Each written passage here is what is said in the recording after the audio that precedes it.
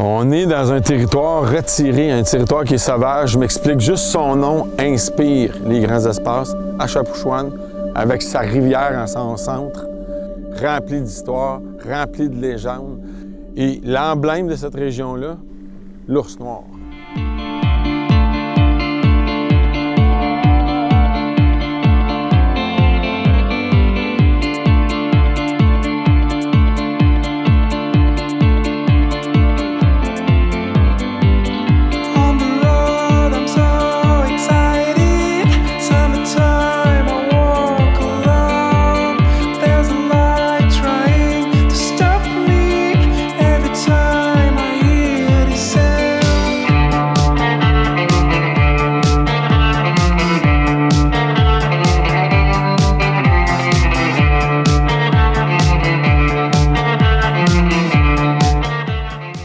On est en chemin vers notre campement dans la réserve faunique Achapouchouane. Je suis avec Pierre-Luc Fontaine, mon chum, un guide de chasse, Stéphanie Vadnet. Qu'est-ce qu'il y a de particulier, de toute façon en lien avec ma passion pour l'ours noir, c'est qu'on est la fin de semaine de la Saint-Jean-Baptiste. Puis la fin de semaine de la Saint-Jean-Baptiste, ça rime avec la période de reproduction chez l'ours. Il y a souvent des comportements plus explosifs. Et c'est un des buts de notre week-end. Filmer cette belle région-là, mais surtout filmer les ours de cette réserve-là.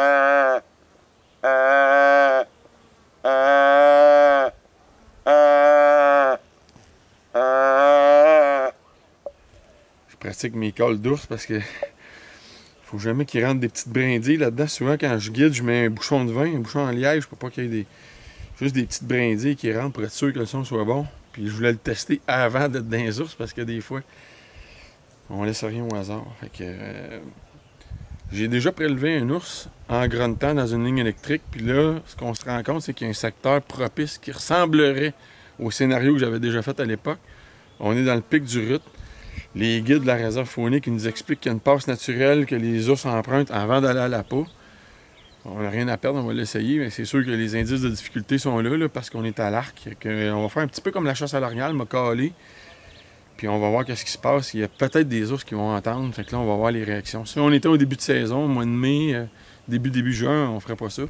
Mais là, on voit sur les photos, on voit au niveau des comportements animés des ours que les vocalises, ils peuvent avoir un effet. C'est sûr que ça ne fera pas peur aux ours, fait que le site va rester bon le soir après.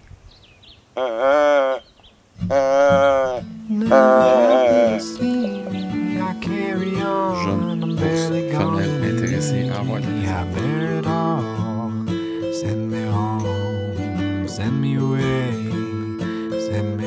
On a divisé les effectifs. Le premier objectif, on est avec Stéphanie Vadnet. Stéphanie, c'est une fille dynamique, passionnée de chasse. On aimerait qu'elle prélève un ours de bonne taille. On a vu au niveau des appareils photos qu'il y avait quelque chose de beau au site où on veut qu'elle aille s'installer. Deuxième étape, au sol, à l'arc. On a trouvé un endroit stratégique où les ours passaient. Pas nécessairement appâter exactement à cet endroit-là, mais une passe naturelle. On aimerait faire l'arc au sol. Alors ça, c'est notre deuxième objectif avec Pierre-Luc Fontaine, un ami à moi qui est guide, puis là, on voulait lui donner une petite pause de guidage. Troisième objectif, s'il reste du temps, dans le séjour, filmer des ours en ma compagnie, et puis s'il y a des scénarios qui se présentent, je vais me prêter à l'exercice de la chasse.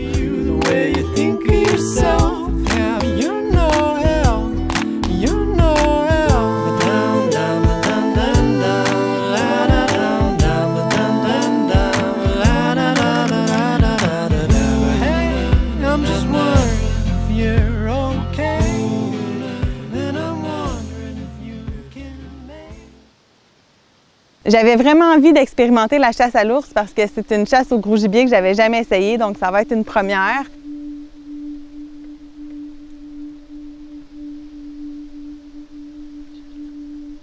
N'importe quand je suis dans le bois, j'ai toujours l'impression que je suis à la bonne place au bon moment, que je suis à ma place finalement.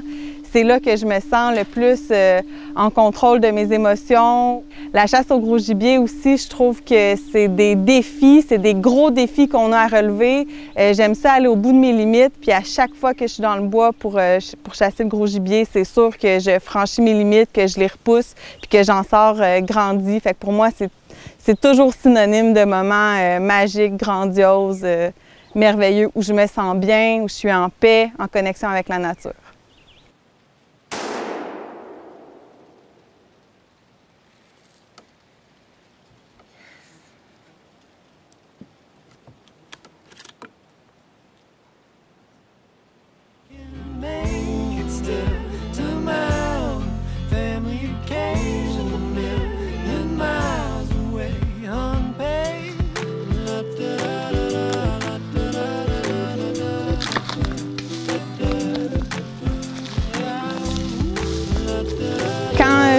Quand je dis que je chasse, surtout le gros gibier, ben, ça l'amène beaucoup de curiosité. Les gens veulent connaître les motivations, les façons de faire aussi, comment on fait pour être une fille dans le bois. Est-ce que vraiment je suis une chasseuse ou je fais juste suivre un groupe? Il y a tous ces aspects-là qui piquent la curiosité des gens. Donc voilà, c'est ça, mais je pense que ça fait plusieurs années que je chasse. J'ai eu la chance aussi de partager ma passion avec plusieurs. Puis je pense qu'en le partageant, en parlant, en mettant des mots sur toute la gamme d'émotions que la chasse nous fait vivre, les gens comprennent un peu le fond de ça, puis ils comprennent cette passion-là qui m'habite.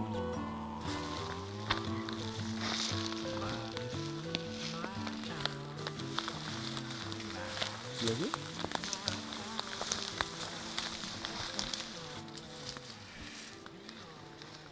Ah, il est vraiment beau, là! C'est quoi l'intérêt de chasser l'ours? C'est que c'est un gibier qui nous permet d'apprendre. C'est un gibier où on est en interaction. Et puis c'est un gibier aussi qui nous amène un défi de tir. Souvent, il va se présenter, ça nous demande une certaine retenue. Puis au début, il est un peu nerveux. Donc, on va gérer notre anxiété, laquelle gestion d'anxiété ou gestion de buck fever va nous servir pour d'autres espèces. J'aime aussi chasser des gros sujets. Pourquoi? Parce que c'est connu scientifiquement que surtout les gros mâles peuvent faire des activités de prédation sur des jeunes sujets cervidés, chevreuils, orgnaux. Et évidemment, ce qui est complètement distinct, c'est que cette viande-là, contrairement aux croyances populaires, contrairement à un paquet de mythes, c'est une viande qui est très délicieuse. On a fait des recherches, on a fait des tests à l'aveugle avec ces viandes-là en combinant d'autres types de viande. Les gens ne savaient pas ce qu'ils consommaient. Et puis, haut la main, la viande d'ours a gagné à ce niveau-là. Donc, c'est une viande, c'est une chasse qu'il faut apprendre vraiment à démystifier.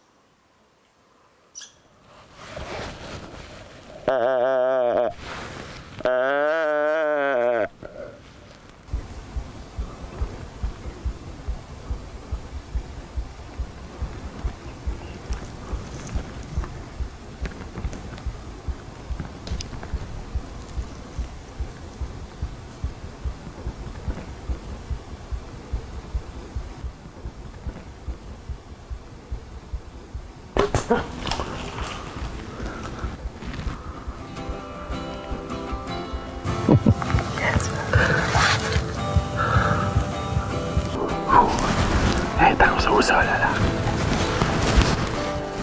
J'ai hâte de toi. La flèche rentre dans la balle, un peu bas. J'aimerais ça qu'elle soit un petit peu plus sentie par moi.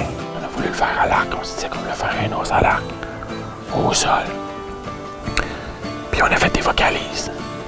On sait pas jusqu'à quel point les sons ont eu de l'impact, mais une chose est sûre, l'ours s'est présenté. On l'a vu, il s'est levé à la tête, il a voulu regarder qu'est-ce qui se passait. Il était comme, il s'entend envahi par tout ça, fait que on est bien content, c'était à l'arc, c'est filmé, c'est ça qu'on voulait, laisse fixer le défi.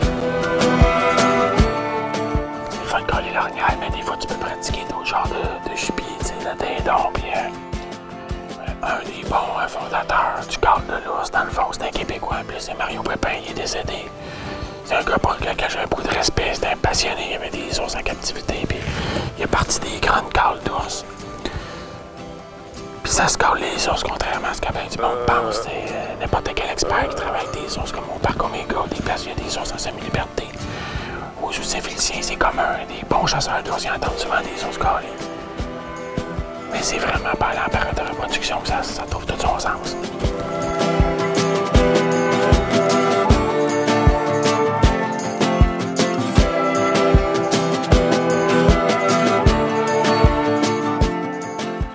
Il n'est pas beurré, ben oui. Hein? Ben oui.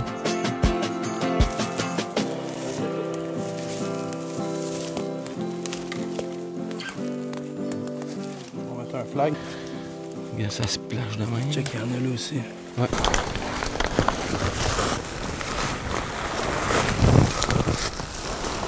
Il est 8h20. Dans le fond, ce qu'on a fait, on a traqué. Puis on n'a pas cessé la traque parce qu'il n'y avait plus de sang. On a cessé la traque parce qu'on s'est dit, faisons appel à des experts. L'association des chiens de sang. Avec les conducteurs de chiens de sang, ils vont venir se joindre à nous. C'est un service qui est offert par la CEPAC aussi. Lors de situations comme ça, puis l'équipe Chasse Québec, puis les guides, on aime ça faire la promotion, ce travail-là. On n'a pas piloté nulle part, on a laissé des flags, on a pris des waypoints, puis on s'est dit peut-être qu'il y a un risque que cet ours-là ait encore de la vivacité. Puis dans ce contexte-là, on est mieux se retirer. Alors, on va faire du travail d'équipe avec une autre association de professionnels. À suivre.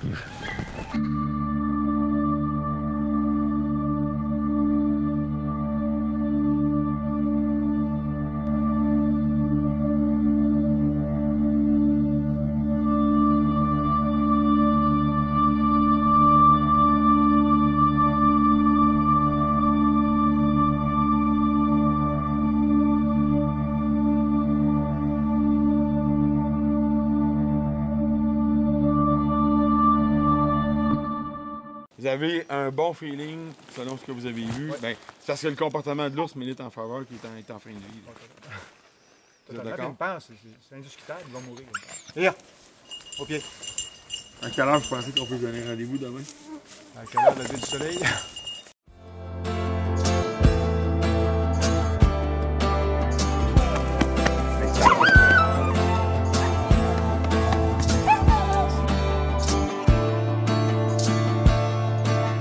La bonne nouvelle, c'est que la viande est bonne. L'ours n'a pas chauffé. On l'a trouvé au bon moment opportun. C'était une belle traque d'équipe. Puis, chaque gibier a son histoire. Il y a des gibiers qui ont moins d'histoire. Celui-ci, il va être mémorable.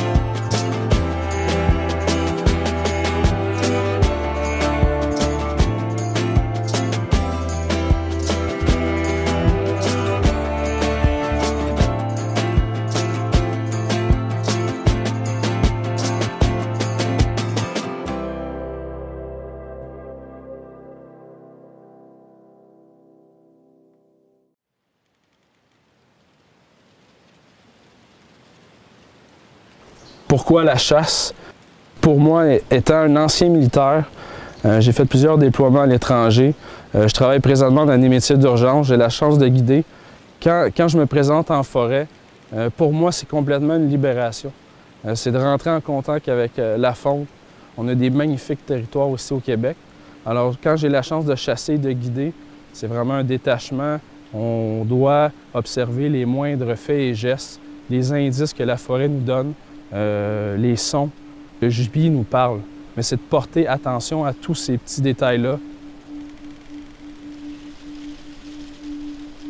Chasse à l'ours, qu'est-ce qu'on a de besoin? Évidemment, la pierre angulaire de tout, une arme bien ajustée, en fonction de la distance où on présume que l'ours va se présenter à l'appât. Donc, arc, arbalète, carabine, on va pratiquer nos tirs pour ces distances-là et retenir, exemple, si on est à l'arc à l'arbalète, à 20 mètres, l'ours va venir à 20 mètres, on pratique ses tirs et on peaufine ses tirs. Donc, un outil de chasse bien adapté à la situation. Deuxième élément, caméra de surveillance. Caméra de surveillance, pourquoi?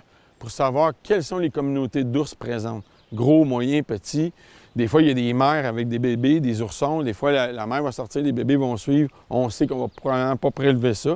On va voir des fois des mâles avec un V blanc. Donc, beaucoup d'éléments à aller regarder là-dedans. On a besoin d'une cagoule. Pourquoi?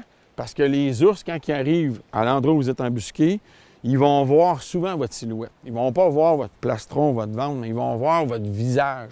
Parce que ça crée des contrastes de lumière. Une cagoule, un peu de peinture, on va marier à la perfection tous ces éléments-là. Un autre élément important, ne jamais sous-estimer l'odorat des ours noirs. Ça ressemble beaucoup à l'odorat des loups, des coyotes et des chiens traqueurs. Alors, quand ils sortent à la pas, toutes les nouveautés olfactives, ils vont les sentir.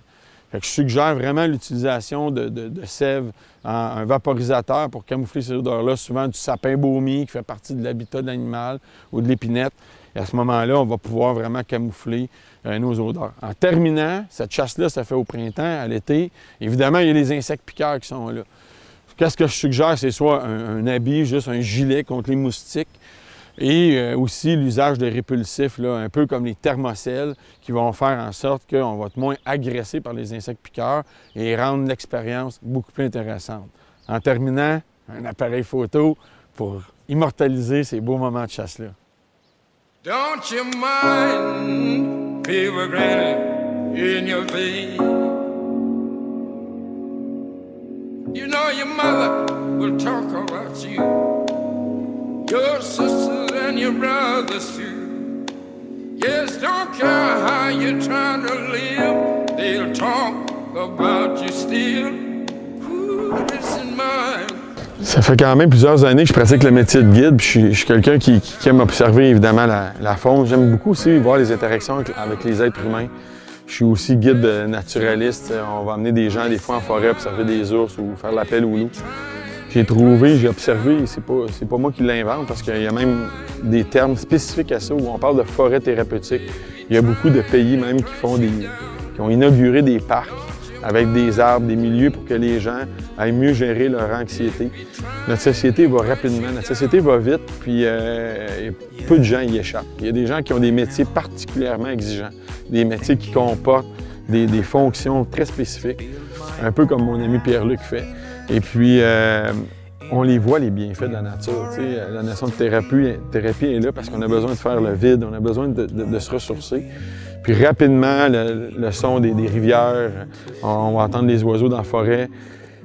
Quiconque va faire une randonnée, va faire du canot, va venir trouver cet effet-là, va venir se calmer, va venir se ressourcer.